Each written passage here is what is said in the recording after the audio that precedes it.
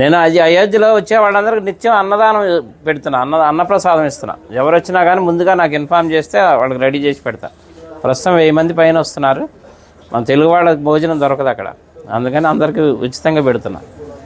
ఇంతకుముందు రాముల వారికి 5 వెండి ఇటుకలు ఇచ్చాను శంకుస్థాపనకి. మోడీ గారు శంకుస్థాపన చేశారు కదా, నా అదృష్టం బాగుండి ఆ ఇటుకలతోనే శంకుస్థాపన చేశారు. దాని మీద ఇప్పుడు గుడి తయారైంది.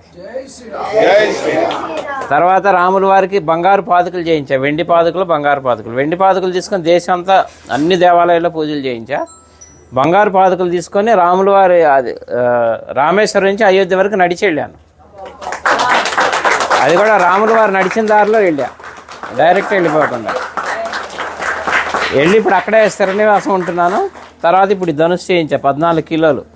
రాముల వారి వనవాసం 14 సంవత్సరాలు, అందుకని 14 కిలోలు చేసా. కిలో బంగారం, 13 కిలోలు వెండి. ఇది రాముల వారికి కోదండరాముడికి వచ్చే చేతిలో ఉంటుంది, ఫస్ట్ ఫ్లోర్లో వచ్చే రాముల వారి చేతిలో. ఇప్పుడు నా మిస్సెస్ అక్కడే ఉంది అయోధ్యలోనే, నిత్యం అన్నప్రసాదం ఆమె చూసుకుంటుంది అక్కడ.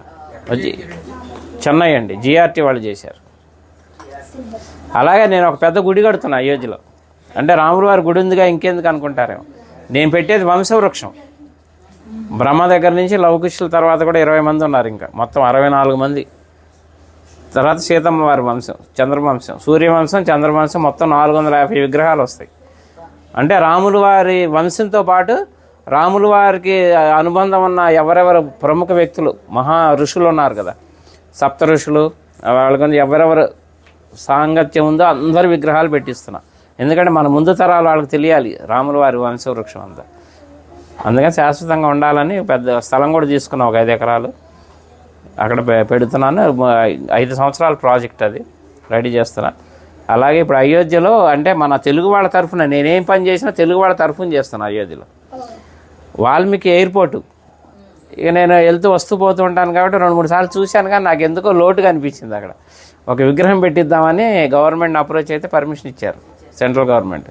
16 అడుగుల వాల్మీకి విగ్రహం పెడుతున్నాను. ఆ విగ్రహం కూడా రెడీ అయిపోతుంది ఇప్పుడు.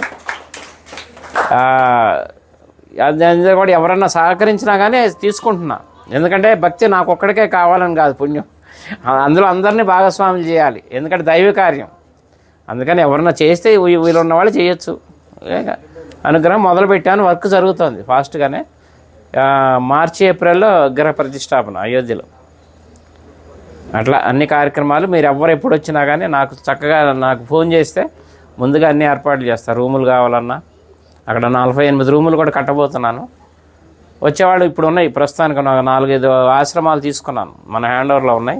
ఎవరు వచ్చినా అకామిడేషన్ అది ఏర్పాటు చేస్తారు అయోధ్యలో.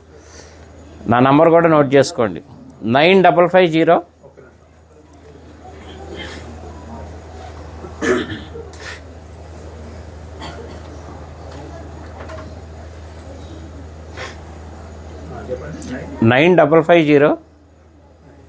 754-389.